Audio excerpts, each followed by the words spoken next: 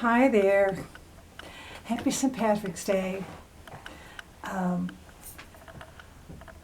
I'm not exactly really in green, but I have variations of green, which we'll have to do.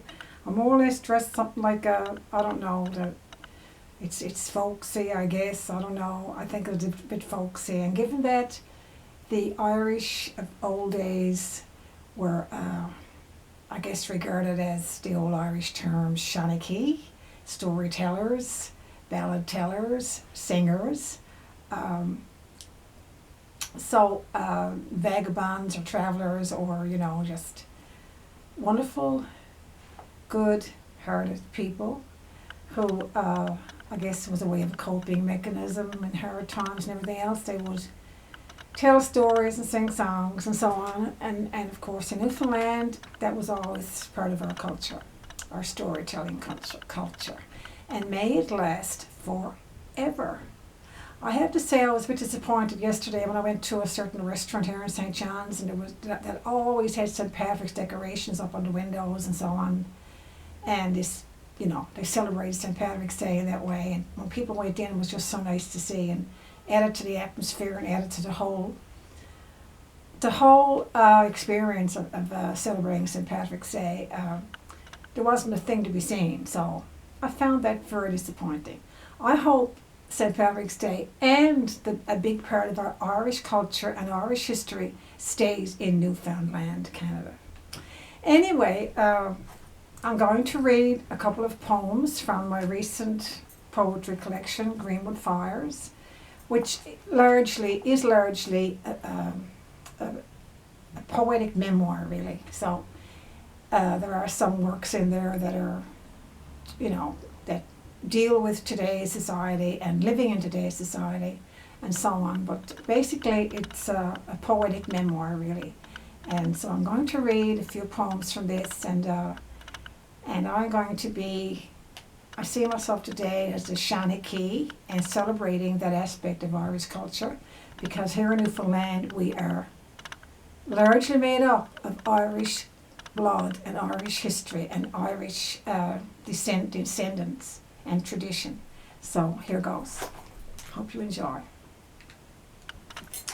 The first one I'm going to read is pretty well, talking about my perceptions of my father and his comrades and so on, before the Second World War, when they were just young, carefree, and, I just kind of figured I'd write a poem kind of around that feeling or idea or memory or what they must have felt like or whatever. It's called Before They Joined Up. I look at before and after photos of my father and his friends before they joined up. Boyish man faces on the outside tip of puberty, slung off on a rail fence, bordering a field on a Sunday morning after church, no doubt with their handed down from Big Brother in Boston suit, all pressed as good as mother and stove iron could get it. A big patterned, mafia-looking tie tucked into a wool vest, also from Big Brother in Boston, cuffed pants a little too short, and good shoes, just missing that slick of polish at the toe. They grin in sheepish shyness and put on politeness for the picture taker, who surprised them as they were regaling each other of the stray beer they had managed to find in the clump of hay in the barn.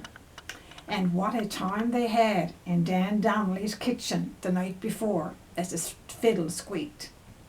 Some have their newsboy caps on, turned rakishly on the side as a curl escapes, a present maybe from an older sister in service or teaching school across the bay. And one or two, including my father, are seated with a girl on the bridge, out for a Sunday walk, and in the act of just hiding his just rolled cigarette when he's surprised by the camera owner. Fast forward 3 years, they stand erect by their barracks or training at Shamrock Field. There is pride and boasting in their stance, and the knowledge they are men now. The wedge hat has replaced the newsboy cap, the cropped military cut adding to their confidence and swagger. Some have even acquired lance corporal stripes. I once heard my mother telling of when her father, a police officer and veteran of World War I, treating them to supper before they boarded a ship for overseas, and in the final parting, asking them, "Do you know where you are going?" That puberty innocence they dreamed had gone was about to manifest itself in a far-off land and dangerous infested waters, a world away from the dusty shoes of a Sunday fence post. And let me see, there's another one I had in mind here if I can find it. I have to go to the beginning and get the page number. So, let's see. Shakespeare. Okay, page 90. Hillbilly Shakespeare. I think probably more than likely after I read this poem that the listener or the looker or whatever will gouge who the hillbilly Shakespeare is in this poem. His words didn't echo in great chambers of stone and statues of Roman emperors and the noblest of Italian operas from European castles, inhabited by wealthy barons dripping in jewels and furs and soaking in class disparity. He didn't play at music vernacle, but unknown to a child at a kitchen table in St. Mary's Bay, colouring in her books and playing jacks and chasing the cat from its perch by the oven door, a haunting, rhythmic, melodic voice, spirited and sad and interchangeably woven in tortured, tangled screeching of banjo and fiddle, snaked its way into our open senses from a battery radio atop a shelf next to the wind-up clock and a thumbed-through edition of the Family Herald. In her teenage years and young adulthood, she scorned the voice that took to others. She was not a follower of country music, she said. She liked more contemporary mode, jazz, blues, rock, ballads. The country style was just so depressing. Until the time came when she actually listened, with discerning new respect born of maturity and life, and began singing along in perfect harmony and in tune with the strings of his genius, born of forces of nature and earthy, uneasy facets of the human condition. Like a miracle, she knew that in the subconscious reservoir of her mind, in the open, receptive cavities of young childhood, formative and not yet dictated by ego or populist fear of ridicule, he had been there all along, from the great halls of the battery radio, creating the spark and helping her see the light of her own poetic and musical soul. And the last one is called, at least the last one I'm going to read right now. There are quite a few poems in this book. The Memory Couch. The couch of my memory is a settle with its head cut off, belonging to my great-grandfather on my father's side. This old settle with its head cut off to fit a cozy place in the corner by the stove. The only source of heat then, no electricity. It still reposes there in the same spot in that house, soon to celebrate its 77th year of birth. My father's hands and horses and handcats and full forest woods, yielding its bounty to a happy young couple on the apex of life. What didn't come from fresh lumber, sawed and piled on sleighs, was wrought from the foundation of an ancestor's house across the meadow, whose spirit lingers on in the aged clapboard now covered with modern vinyl siding and window glasses long replaced. The wide sills are still there, perhaps reminiscing over the stick fences they once looked out on when toddlers watched as frames went up while the wind blew on cots in the sunshine, its sunny breezes lifting blonde curls in innocent abandon.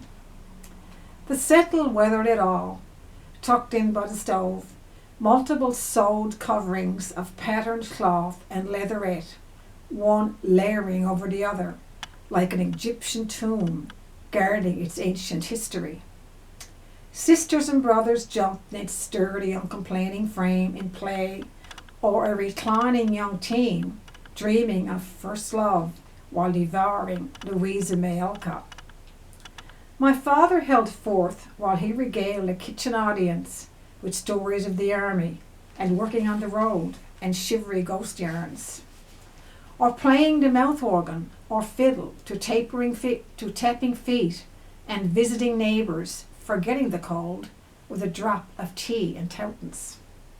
It bore the cheers of boisterous card players as the table rocked from the bangs of slam. My mother sang to the babies on it and laid covered pans of just punched bread dough to rise in miracle mounds of heavenly white in the midnight hour of magical things. It was a trustworthy vessel, never to reveal one's private voyages in dead of night, when only the oil light from the stove bestowed its benediction when lamps were off and everyone had gone to bed. And stillness pervaded, and you could almost hear the satisfied smile of the old ones presiding over its tenancy once more, the keepers of the flame. This is the last poem in this book, actually, so I thought it was a nice way to end the whole collection.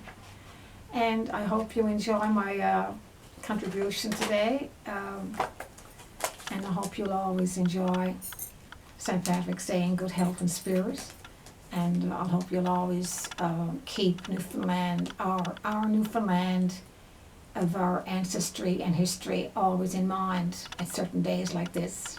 Thank you so much. And if you want to see more of my work, you can check out my YouTube page, Writing and Me. You can check me out on Facebook, author Geraldine Ryan Lush. You can check me out on my personal page, Geraldine Ryan Lush. You can find me on Twitter. What's it called? X. You can find me on X at G Ryan Lush and on Instagram. So I hope you enjoy my reading, and like I said, I hope you have a wonderful day today. Thank you so much.